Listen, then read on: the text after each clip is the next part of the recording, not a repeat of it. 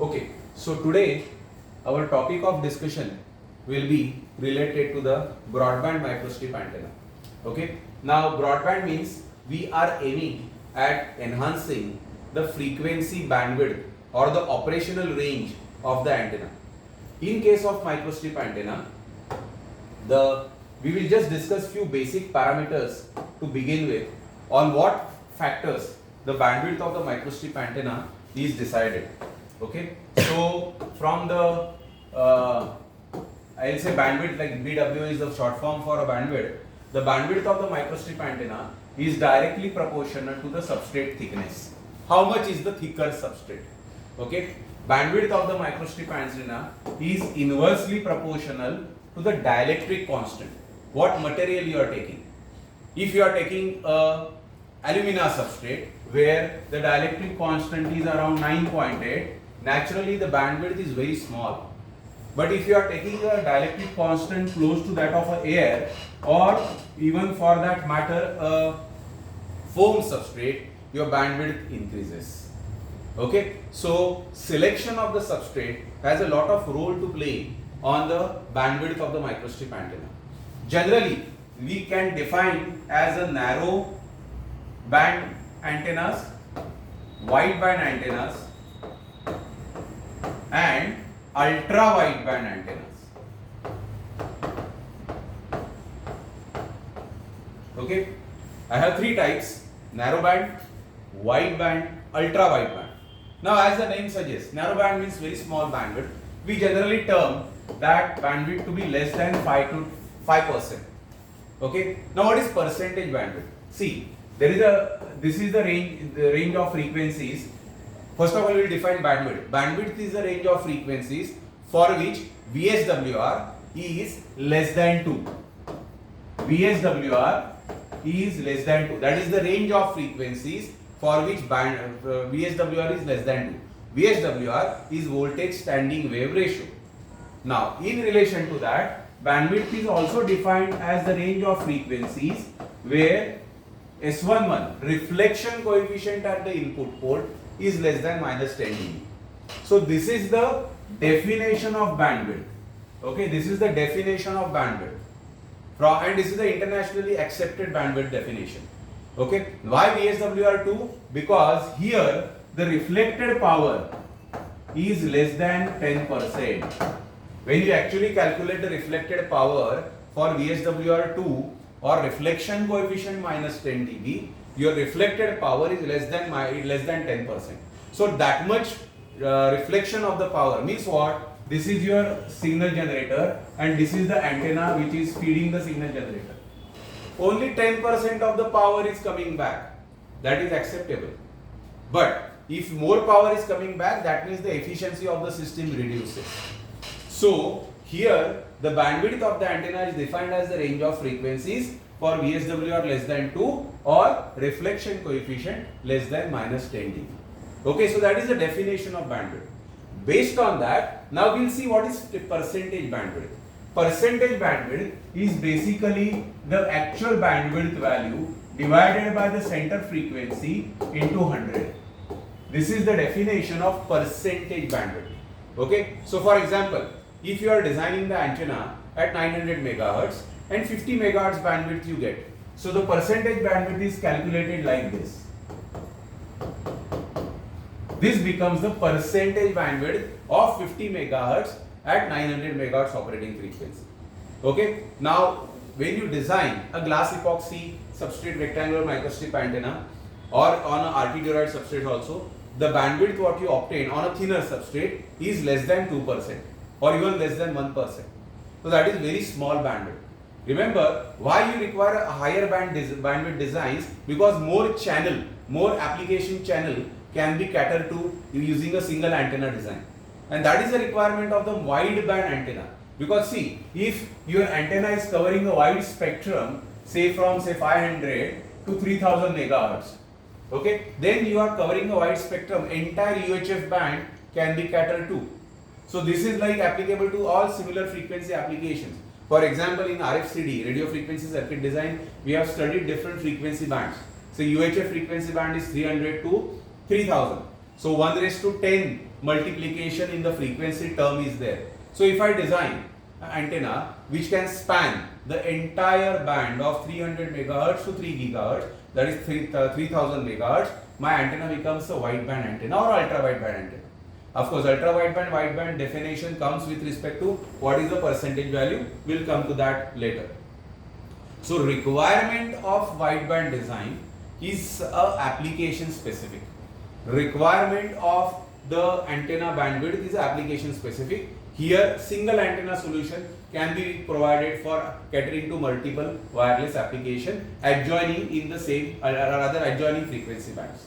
Okay, so for example, take an example of GSM band. In GSM band you have so many bands right from 700 or 750 going till 950 or 1000. So entire spectrum I can cover using a single band if I design a wideband antenna which covers 700 to 1000 megahertz frequency spectrum.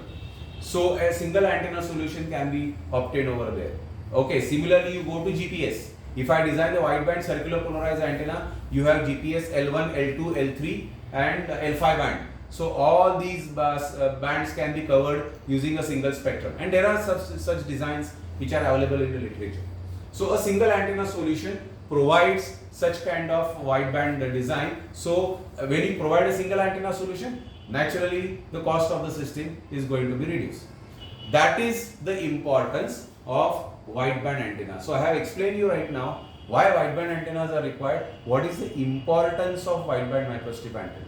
Okay, now let's go back to these definitions: narrowband, wideband and ultra wideband. I have said narrowband, say the bandwidth may be less than 5%.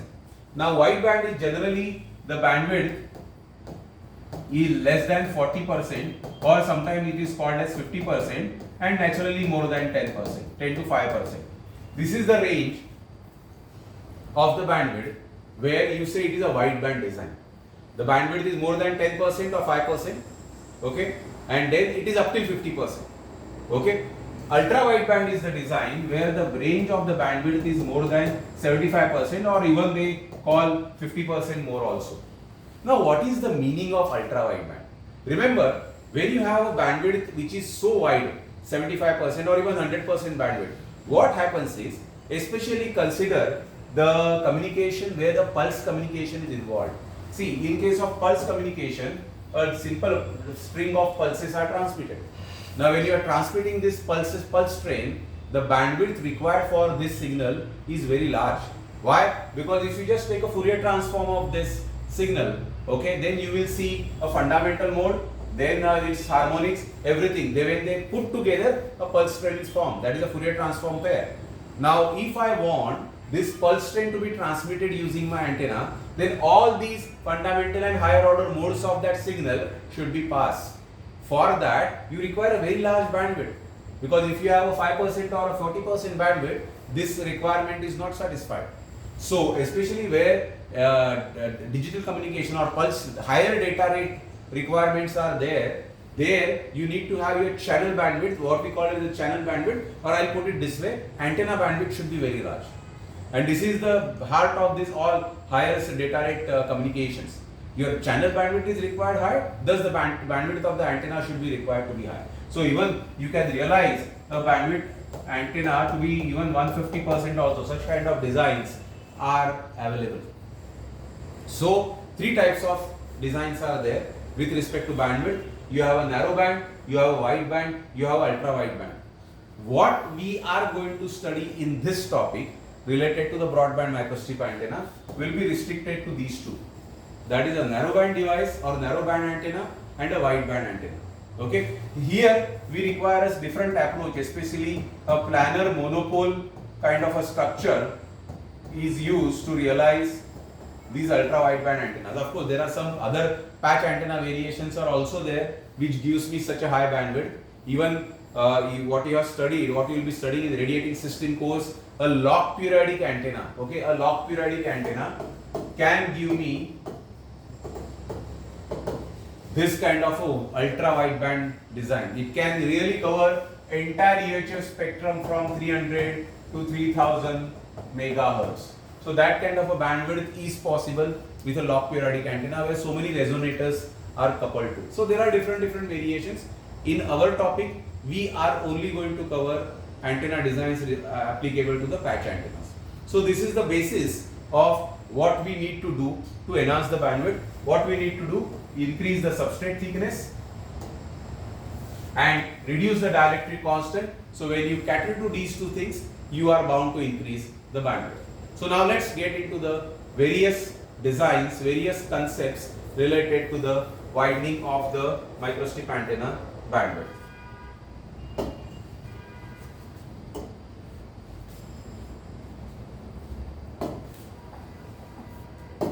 Okay, so we are back to the presentation now. So here, as I said, bandwidth of the microstrip antenna can be increased using a thicker substrate having a lower dielectric constant. Simplest way to do it is use a air substrate. Okay, the configuration is shown. This is the ground plane, this is a patch. You just suspend your patch above the ground plane. That's it. So this is the simplest way to do. You use a thicker substrate, thicker air substrate. You just have to suspend that patch on top of the air above the ground plane. So that becomes a thicker substrate antenna. So in this case, definitely the bandwidth increases because you are using a air or a foam substrate and the bandwidth increases. Another techniques which are there for enhancing the bandwidth involves addition of multiple resonators. Okay, it involves addition of multiple resonators. Those configurations also we will see in after few slides, which involves a gap coupled design, stack design, or even a slot cut designs. Okay, so these different configurations we'll see, but that involves addition of multiple resonators.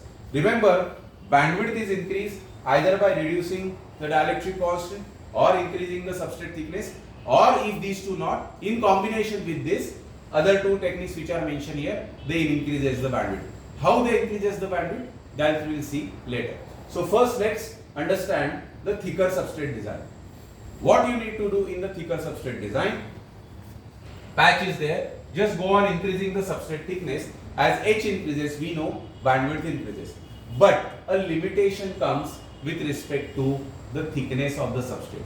What happens is, now you can see that, what happens is, this is just the impedance plot for different substrate antennas. Okay, this is the impedance plot for a different substrate antenna. The patch is suspended in air above the ground plane. It is fed using an N-type connector. Okay, it is fed using an N-type connector, and the probe length increases as the substrate thickness increases. So I have mentioned here, you can see 1 centimeter substrate thickness, 2 centimeter, 3 centimeter. This is the plot of the antenna which is designed at 900 megahertz.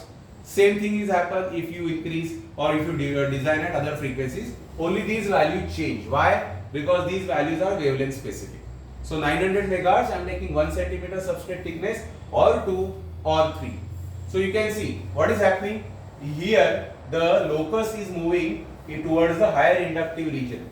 This is a, if you consider this as a Z Smith chart, if you consider this as a Z Smith chart, well, here it is a higher impedance region, right? Here it is a, this region is basically a higher impedance region, sorry, higher inductance region.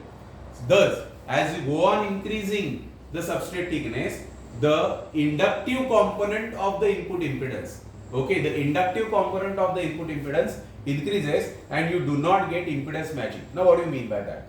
Okay, what do you mean by that? See, remember, for any practical application, your impedance locus of the antenna should lie inside this circle. This is called as VSWR circle. Gamma is equal to 0.333. This you actually draw it on the Smith chart. You have seen in RFCD Smith chart problems where we have drawn constant gamma circle or constant VSWR circle. So this is your constant gamma circle for gamma is equal to 0.333. Okay. So inside these points your impedance rather curve should lie. Now what is happening? It is definitely there for 1 centimeter.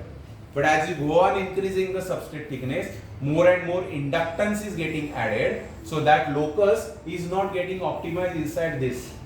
Then it is not of use, because for all the frequency point your gamma is more than 1. It is said that your antenna input impedance is not matched. Thus it is of no use from the practical applications. Hence, I need to do something, because see, definitely if you go to these regions, my bandwidth is increasing, but they are not of use because the impedance matching is not there. And bandwidth is only defined when you have an input impedance matching for VSWR less than 2, gamma less than 0.333. So then we need to do something, especially in the thicker substrate, because आपको substrate भी thickness बढ़ाना है, but you don't want to miss the impedance matching. For that, different techniques are used, and generally this phenomena going out of is observed for this value. So this is basically H is equal to more than 0.05 lambda naught. For that, you see the locus getting out of your VSWR equal to 2 circle. Okay, so this is the problem what we see. So we designed few different techniques. What we have right now is this condition. We have just increased the substrate thickness H by feeding the probe, and this is giving me a problem. So now I will design different feeding techniques where I am going to use a thicker substrate, but I am not going to have a direct contact with the patch, but do some modifications in the feed design and achieve the impedance matching for a thicker substrate. That leads to following techniques.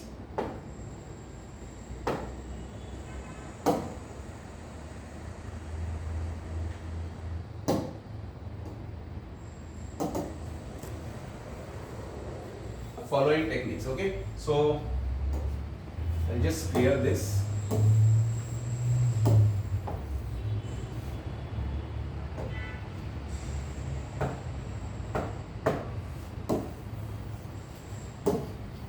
Okay. So first technique what is there is the proximity feed technique. Okay, here you can see a thicker substrate is used, okay, but there is a non-contact method which is employed. Okay, this is a strip which is placed in the proximity of the radiating patch but not in contact. This is the variation of electromagnetic feeding technique what you have seen in microstrip antenna feeding. Okay, this is the technique of electromagnetic feeding technique. Why electromagnetic? In electromagnetic also the patch was there and the microstrip line was running below it. There was a coupling through which the patch was getting excited. Similarly over here, this is the radiating patch, but the proximity strip, this is a probe length. Probe is not directly connected to the patch.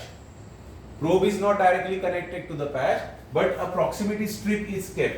And in fact, this is the technique we will be using heavily in our projects, because one of the simplest technique to use for wideband design, circular polarized designs in thicker substrate antennas. Okay, so here this coupling strip is put in the proximity. Why the name proximity comes? Because that strip which is feeding the antenna is in the proximity of the fed patch. That's why the name proximity coupled design. That's why the name proximity coupled design. It is in the close proximity of your patch. That's why the name goes. Okay, so this is definitely a non-resonant structure. It is not a resonant antenna. Like radiating patch is a resonant structure, but that strip is not a resonant structure. It is not a resonant device. So it is just some kind of a mechanism, or it creates the fringing field around this region, and that fringing field gets coupled to the radiating patch to excite the antenna. So here what you are doing, we are basically using a non-contact technique, and then by optimizing this strip dimension and the substrate thickness and the position below the patch, like this position 4 cm what I have shown as the optimum value, but that again is a variable, that is the position of the strip from the center of the patch. So you vary all these parameters, you get a wideband response, and this is the response what we get. Earlier if you have seen, the response was somewhere here, right? The response was somewhere there. Why? Too much of inductance. Too much of inductance was there, so that inductance is negated using some capacitive effect. कहाँ से आया capacitor?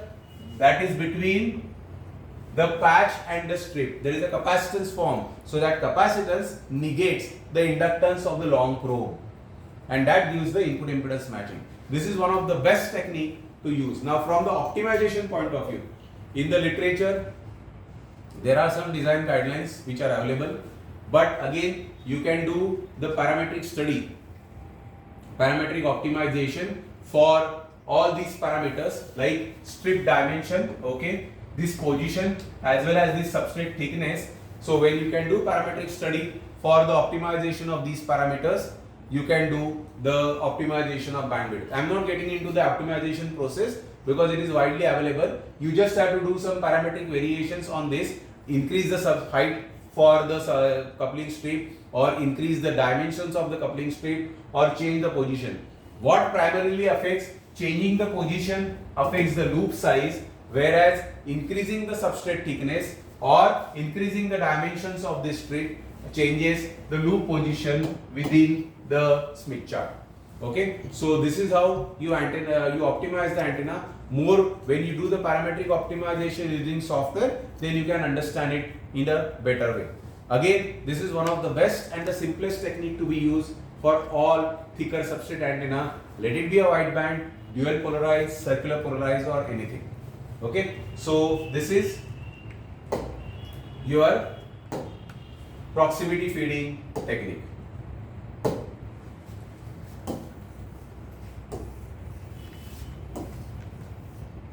Okay, now we'll go to the next feeding technique.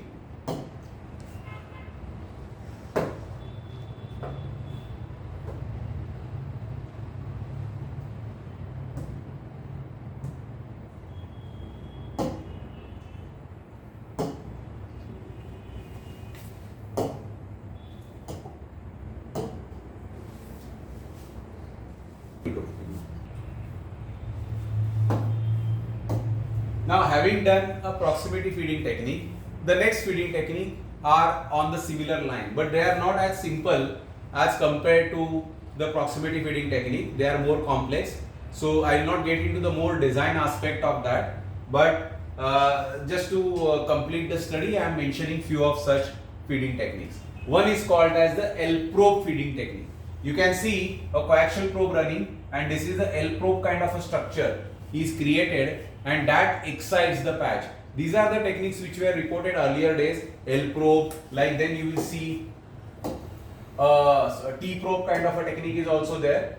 Okay, so not shown over here, but instead of L, you can create a T shape kind of a structure, and then that also can excite the antenna. But these techniques are not so much familiar or so much widely explored as compared to proximity coupling technique. Hence, I am not describing those techniques over here. But these are one of the techniques. You will find these techniques in the reported literature maybe 15 years back, where they have been used for wideband operations.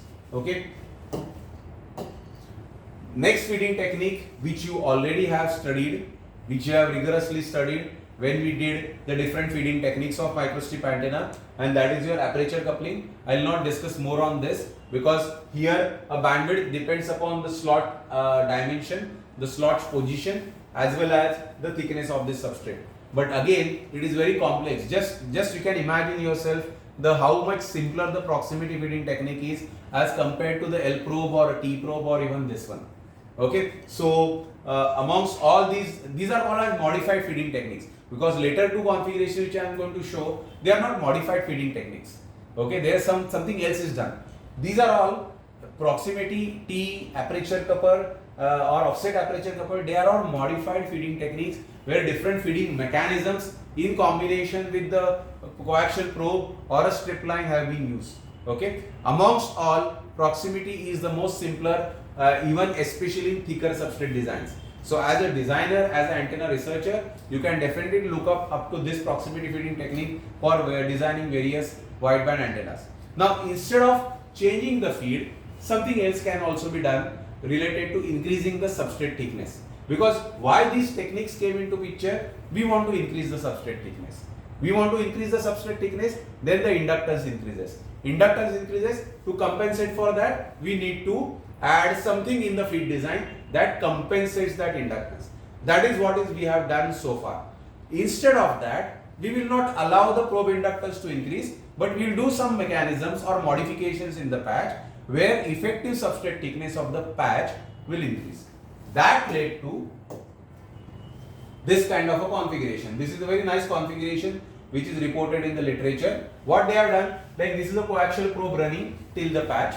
Okay, remember they are exciting mode along the patch length. Okay, not along this because it is fed in the center of the patch. That one should know.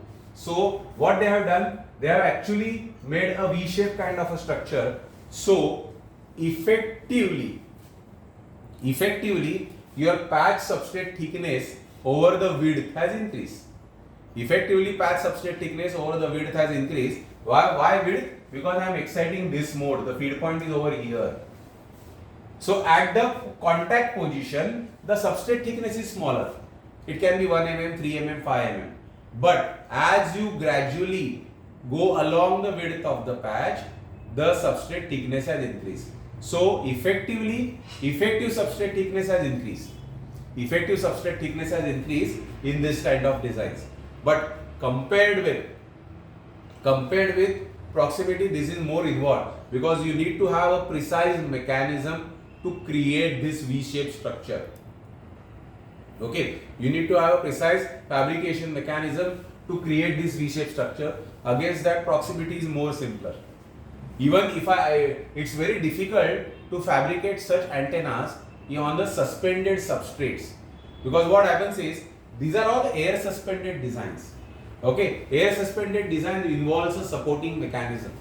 Okay, you cannot just imagine this is a ground plane and on top of that I am just suspending a latak raha wo patch. That kind of a thing is not possible. So for that you need to have a suspended substrate designs. So you need to create this V-shaped kind of a substrate. Not possible. So amongst all, proximity is one of the best feeding technique for designing thicker substrate wideband antennas. Okay. Another way, instead of doing a V shape, you have a triangular shaped kind of a structure. Of course, here, unlike the previous one, 1-0 mode is getting excited, not along the patch width. Why? Because it is fed along the patch width. So effective substrate thickness at this point, substrate thickness is smaller. But effective substrate thickness as seen by the antenna is increasing. So both the things are matched, but again, maybe if you are using an air suspended patch, it works well. But if you are using a substrate design to provide some kind of a support, that design is not optimum. Okay, this design is not optimum. So these are different variations of broadband microstrip antennas by employing modifications in the substrate thickness and the feeding mechanism. Okay. Now let's go to the next concept of multi-resonator designs. Okay. What we have done so far is basically changing the substrate thickness. Why we do that? Because I want to increase the substrate thickness for the bandwidth. So you have a thicker substrate that reduces the quality factor of the cavity. One more thing which I just missed in the beginning, that antenna cavity, the cavity formed between the patch and the ground plane, that quality factor should be reduced. Then only you increase the bandwidth. And by increasing the substrate thickness, you are reducing the quality factor. What you are reducing the quality factor? You are enhancing the radiated field rather than the stored energy. So you are creating more losses in the structure. So quality factor has to be reduced of the cavity. That is the best way of bandwidth enhancement. One very crude way I just described, just in the flow of the discussion. If you use a thicker, lossy substrate, for example, if I design a rectangular microstrip antenna on a FR4 substrate, and if I design the same antenna at same frequency on a RT duroid substrate, FR4 will give me my wider bandwidth. Why? It is lossy. RT duroid will not give me. But efficiency of RT duroid is better than FR4. But from bandwidth perspective, yes, FR4 will give me. But that is something, a very crude way of increasing the bandwidth. Why? Your losses in the cavity are increasing. So that is not the correct way of increasing the bandwidth. You are putting more losses to increase the bandwidth, because see, remember, bandwidth is an input impedance phenomena. For what range of frequencies reflection coefficient is less than minus 10 dB. But that should not be at the cost of loss. That is the concern. Okay, fine. So now let's go to the next technique of multi-resonator configurations. Now here In fact, in this technique, it is not something different technique what we are using. In this technique, we have already designed a thicker substrate antenna. We may have achieved a bandwidth till 10%. Okay, we may have achieved a bandwidth till 10%. 2 centimeter substrate liya at 900 megahertz. So we have achieved a bandwidth up till 10%. We want to enhance it further. So now these techniques are added onto the thicker substrate design. It is not like either you use this or you use this. No, a combination of all these things are put together. A combination, and that is the best way to design the antenna. Right? So this is called as the multi-resonator configuration. Now, as the name suggests, multi-resonator means what? More than one resonator is added into the structure. More than one resonator is added into the structure. So it increases the bandwidth. Just imagine only one resonant mode is there, F1. So the bandwidth is governed by that frequency only. Even if you increase the bandwidth, it will increase by say 5%, 10%, that's it. But if I want to increase it further to 25%, 40%, then I need to couple more resonators in the antenna cavity. Those resonators should be having adjoining frequency spectrums. So, in case of multi-resonator designs, multiple such patches are gap coupled or stacked onto this coaxially fed patch that creates multiple resonant modes in the structure. Now, I have shown two different VSWR plots here. What they indicate, this is a narrow VSWR plot, this is comparatively wider VSWR plot. What it implies that this is the design done on H is equal to 5 centimeter substrate at 900 megahertz, and this is the design done at H is equal to 15 centimeter substrate for 900 megahertz design. Naturally, when you go on increasing the substrate thickness, the quality factor is more reduced, then the impedance bandwidth is increased. So impedance bandwidth at individual mode is increased. So that overall bandwidth further increases. So when these resonators are coupled, in fact this is very similar to your staggered tune concept which you use in tune circuit. When you have multiple resonant tank circuit which are there, when they are coupled together, the bandwidth, the coupling between two resonant tank circuit occurs and the overall bandwidth of the tank circuit or the tuning circuit increases. Same thing is over here. One resonator is put, another resonator is put, they are coupled together using the gap coupling or a stack mechanism. What that exactly we will see later in the next slides. So here two frequencies are brought close together and the overall bandwidth increases. Naturally the bandwidth is more here because this is done at a thicker substrate design. This is done at a relatively less thicker substrate design. The bandwidth at the individual mode is more as compared to this. Why? Because you see the shape of the curve. This is more wider, this is more narrower. So if I want to go to ultra wideband design, naturally individual modes should have a very wide bandwidth, and that is the difference between the ultra wideband design and the wideband design. In ultra wideband design, the bandwidth across the individual mode itself is very large, maybe 30%, 40%. When you put them together, the bandwidth increases beyond 100%. That is the difference of ultra wideband antenna against the wideband antenna. Okay, what we are covering here right now is a wideband design. Right? So maybe this is something similar to the two curves which I have shown in the slide. Okay? So this is the concept. We are coupling more resonators in the structure, and the coupling between the two resonators creates a overlap wide range frequency response with respect to the input impedance that realizes VSWR less than 2 over a wide frequency range to create a wideband design. Okay, so this is the concept of broadband microstrip antenna involving multiple resonator. Okay, so on that now we are going to work to realize different configurations. Very important aspect. Now how that coupling is done? This is called as the gap coupled design. this is the coaxially fed patch. You have excited that in TM10 mode. You have excited that in TM10 mode. You rather put additional parasitic patches in the vicinity of the fed patch, and by appropriately deciding the gap between these two, what will happen? The fringing fields will get linked, because there is a fringing field towards the boundaries of the patch. We have seen it in the design of rectangular microstrip antenna. So there is a fringing field, so that fringing field gets coupled to the parasitic patches. Parasitic, why? Because they get the energy from the fed patch. The name parasitic, the word parasitic means they are getting the energy from the fed patch. That's why the name parasitic.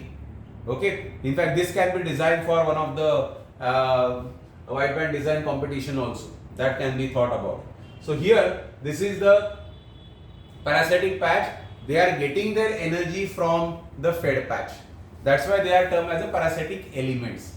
Okay. And remember, the dimensions of the parasitic element L1 are different than the fed patch element. Why? I want to realize two different frequencies, F1 and F2, F and F1. Then only they are spaced apart. That will increase the bandwidth. Okay. So this is the coupling which is taking place, and then together when a signal is fed to the coaxial fed patch, the bandwidth increases. Now I will just explain the loop formation in the Smith chart, because you must have seen over here the loop is formed when such kind of a gap coupling is taking place. Let's understand why this loop gets formed. Okay, suppose this is the antenna. Okay, you can pay careful attention here. This is the antenna which is designed at 900 megahertz. Say. Okay, so the length is say 8 centimeter. Just for example, on FR4 substrate and of thickness 1.6 mm. Now this antenna is decided such that the frequency of that patch is around 950 megahertz, close by, so that the overall bandwidth enhancement can take place, and they are put in the vicinity of the fed patch. So maybe a 1 mm gap coupling is maintained between the two patches. The width of the parasitic element is same as that of the fed patch. Now let's see why a loop, because this is the impedance locus of this gap coupled antenna. Let's understand why this loop gets formed. Okay. Now remember, I am connecting a signal to the fed patch. I am increasing the frequency. Input frequency was 800. As it approaches 900, the resonance of the fed patch is coming.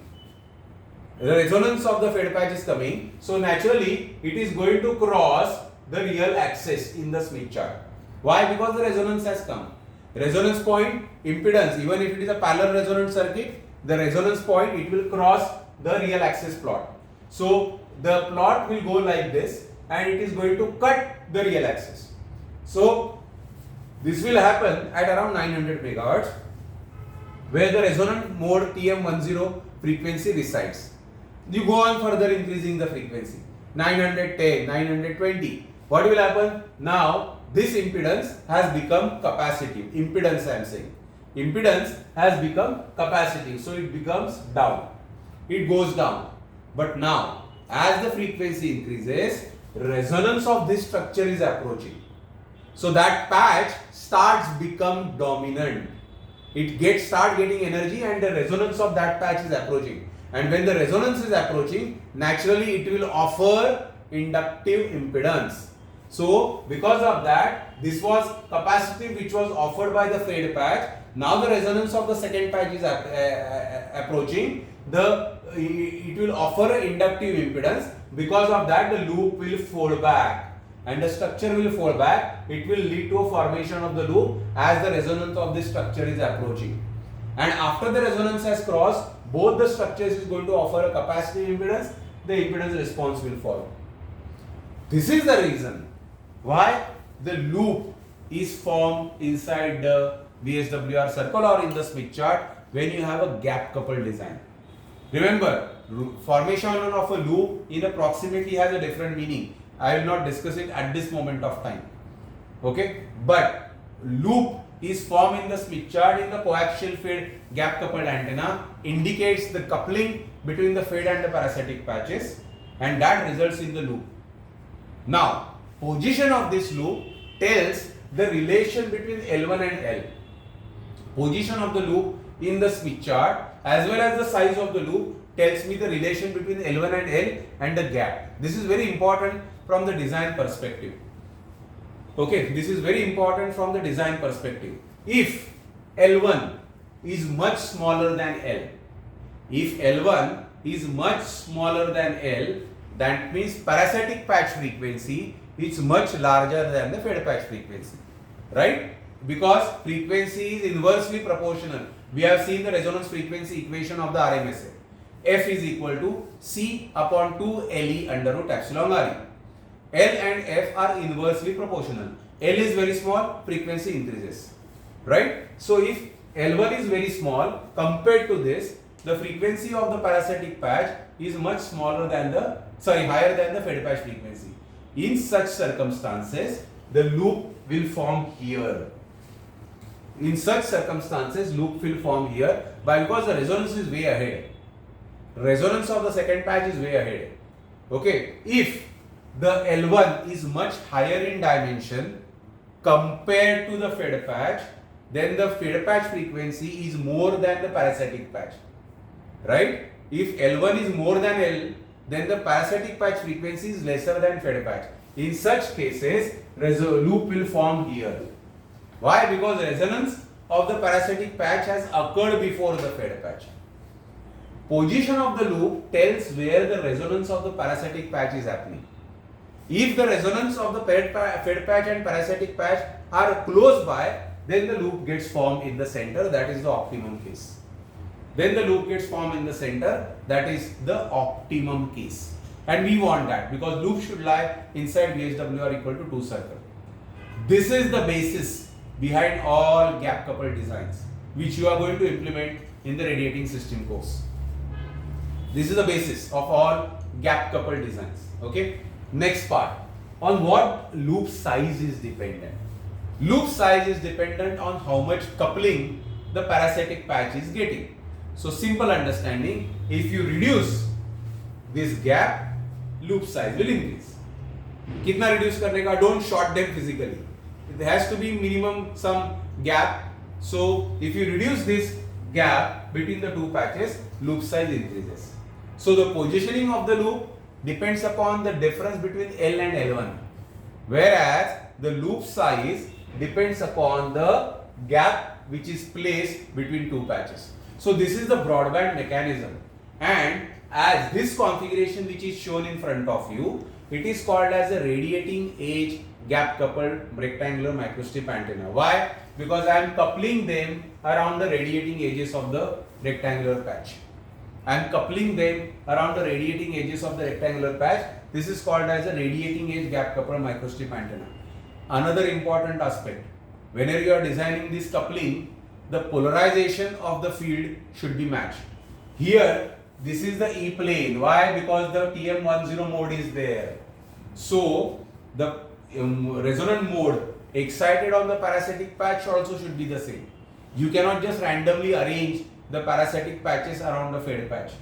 So the resonant mode in the parasitic patch has to be 10 mode.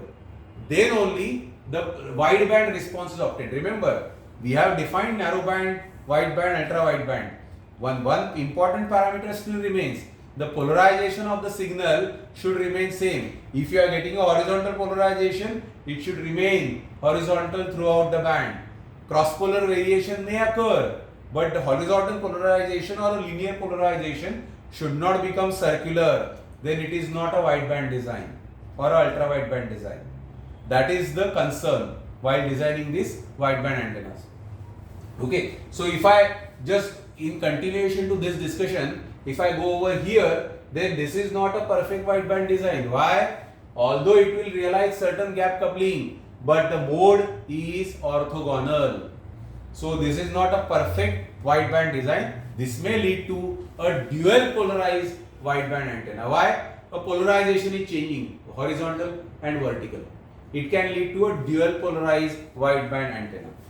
Okay, so we have discussed the mechanism of the radiating edge gap coupled microstrip antenna. We have discussed how the coupling takes place, how the loop is formed, the positions of the loop tells what, as well as the size of the loop tells what, and how the patches should be arranged so as to do a perfect wideband gap coupled operation. So this is about the radiating edge gap coupled microstrip antenna. Another variation is, so okay, just to consider this, case 1 polarization of the patch is same, case 2 polarization is orthogonal, so it is a dual polarized design. Parasitic patches to be of the same dimension, it avoids. Yes, another point which I want to highlight over here, remember L1 should be same. It should not happen that this is L, L1 and L2. Why? Because the squinting, because what will happen, at certain frequency range this patch is dominant, then at some frequency this patch is dominant over the loop, because I have already explained you with respect to loop how the resonance of the two patches gets dominant. So when this is dominant, it will try to pull the radiation pattern in this direction, whereas when this is dominant, it will try to pull in this direction. So the squinting of the radiation pattern will happen if these two patches are asymmetrical. Okay, that is not a good practice or a design for a wideband antenna.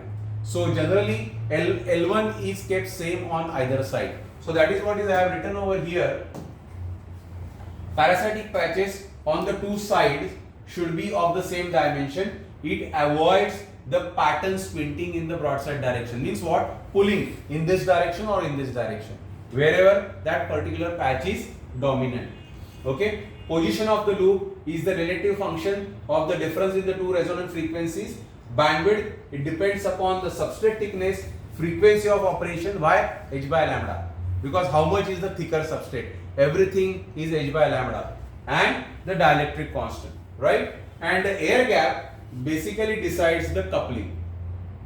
But again, the value of the air gap is a function of substrate thickness, dielectric constant and operating frequency. Means how much will be that air gap? It depends on the substrate thickness as well. At 1 mm substrate thickness, the air gap may be around 1 mm.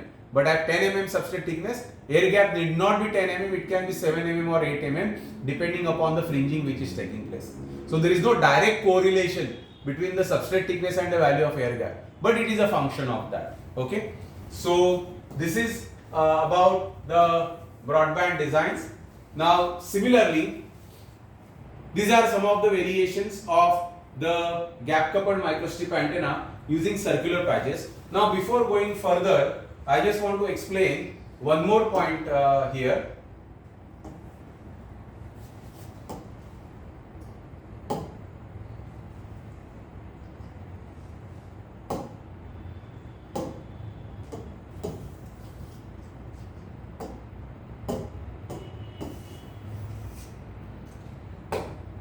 We have seen a radiating edge microstrip antenna. Okay, this was a radiating edge we have seen. Another way of doing coupling is a non-radiating edge. Here I am coupling the antenna around the non-radiating edges of the patch. That is also another design what we consider. And in addition to that, if I combine both the designs, it will lead to a plus shape antenna design. It will lead to a plus shape antenna design where the patches are coupled along both the axes. Okay, so here what will happen? These dimensions, the dimensions of the parasitic patches along two axes can be different. Okay, the working mechanism remains the same. The dimensions of the patches along two axes can be different, but they should be same along respective axes. So if this is L1, then this should also be L1. If this is L2, this should be L2. And they can be different, they have to be different than the fade patch dimension. So this is a non-radiating edge gap coupled antenna, and this is the combination of radiating edge and non-radiating edge, that is a plus shape microstrip antenna. They increases the bandwidth. For example, if you compare a bandwidth of the radiating edge gap coupled antenna with respect to this patch, radiating edge design has a more bandwidth. Why? Because the coupling is stronger here. The field is constant and maximum here. Whereas field in the radiating edge antenna is continuously changing. So it is a poor coupling. Okay. That when you actually implement, you will understand that. Okay. So bandwidth in the non-radiating edge antenna is lesser as compared to the radiating edge patch. Okay, this gives me maximum bandwidth of the three configuration. Why I specifically showed you that? Because I was discussing a circular patch design earlier, so I just wanted to have a continuity with respect to similar rectangular patch design, and then we should have moved on to the circular patch design. So now we will go again to the circular patch design. So this is a plus shape kind of a circular microstrip antenna. The only difference is the circular patches cannot be arranged around the fed circular patch along x and y axis. Why? Because in the fundamental TM11 mode, the field is 0 over here. Field is 0 over here at the top and bottom. So if I put the parasitic patches along the y axis there, coupling will not happen. That's why the offset patches are coupled, and these are the two offset variations. One cannot really realize a similar radiating edge and a non-radiating edge kind of configurations in circular design. The primary reason is the field distribution. Okay, the primary reason is the field distribution, because field is 0 at these points for TM11 mode. Okay, field is 0 at that point for TM11 mode, hence we cannot design that. So you use offset field patches. So this is the gap coupled design of circular microstrip antenna. Entire explanation, the functioning of the design remains the same. Okay, now we will just talk about the compact designs. Compact microstrip antenna is a separate thing. In the regular shape introduction to microstrip antenna topic, I have just introduced the concept of semicircular. Remember, a compact wideband designs are required whenever a size as well as the bandwidth requirement is a concern.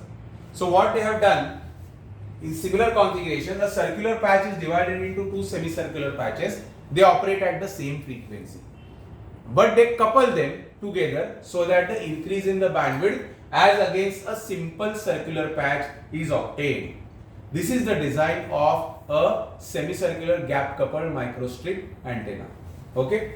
Another variation is your equilateral triangular patch. We have already shown you yesterday the fundamental mode distribution of TM10 mode in equilateral triangular patch. The field is symmetrical around that. So if I divide that into two patches and gap couple them, this is another classic case of gap coupled half equilateral triangular microstrip antenna for bandwidth improvement, and it gives me a wider bandwidth, at least 2 to 3% more bandwidth compared to the equilateral triangular patch. Okay. This is something very nice, interesting. This is a compact broadband design. Now, compact antenna is a separate topic. Those topics have already been covered in the different lectures, so I will not discuss more on that. What happens is, as the miniaturization requirement goes, you need to increase the bandwidth also. So C-shape antenna, this is a gap coupled configuration of a C-shape antenna. This is a C-shape patch and this is a shorted antenna. So this shorted antenna is put inside the empty area of the C-shape patch. So I am optimally utilizing the vacant space of the C-shape patch to increase the bandwidth. Okay, so this is the gap coupled design of the shorted rectangular microstrip antenna against a C-shape design. Okay, one need to be very careful about the polarization aspect here. Okay, now let's come to the last part of this gap coupled design, and then we'll stop for the broadband design with respect to the multi-resonator case. Is a stack variation. What we have seen earlier, we have kept the patches in the planar layer, okay, around the horizontal axis. What is the disadvantage of that? It increases the size. So instead of that, put the patches on vertically, top of each other. So that led to the electromagnetically coupled stack configuration. So this is one of that. Here again, the air gap between these two decides the loop size. Air gap between the two patches or the substrate layers decides the loop size. Again, the difference in the dimensions of L1 and L2 decides the positioning of the loop inside a Smith chart. So all these parameters have to be optimized for realizing wideband response using this gap coupled antenna. Okay, so you can see L2 where it is varied from 2 to 2.6 centimeter. Okay, the loop which was over here, since the frequency was very large, the frequency reduces. For 2.6, the loop is formed here. That is evident as the length increases, the loop size goes from higher impedance region to a lower impedance region, as what I have explained in the earlier radiating edge gap coupled design. Okay, so the explanation for the stack antenna is similar. Only thing, the patches are coupled on the top layer where the increase in the volume of the antenna takes place rather than the planarity increment in the size of the antenna taking in the gap coupled design. Otherwise, functioning is the same. Now, if I just combine, this is the last topic of this. If I just combine both the techniques together, this one bottom two stack, what is done over here, this is the patch below, and on top of that another patch is stacked over there, and there the gap coupled configuration is realized. This kind of a configuration employs the benefit of the planar as well as the stack design, and it provides the gain as well as the bandwidth increment. And all these designs, remember, on thicker substrate does give me a bandwidth of 25 to 30%. Only price what you pay is the gap of size of the antenna increases. Okay, design guidelines parametrically also you can optimize by doing a parametric study for a given substrate thickness and by varying the L1 against the value of L. Okay, so this is all about the wideband broadband microstrip antenna using multi-resonator technique. In the next lecture now, we will do the wideband antennas using resonance slot, because what you have seen in these cases, either the planarity or the size of the antenna increases or the thickness of the antenna. So in both the cases, the primary advantage of the microstrip antenna, that is what the low cost, low profile solution is lost. So I need to work on one technique where no additional requirements are put into the patch, no additional patches are put into the structure, but the bandwidth is increased. And that led to very famous design of resonance slot cut antennas that we'll see in the next lecture. Thank you.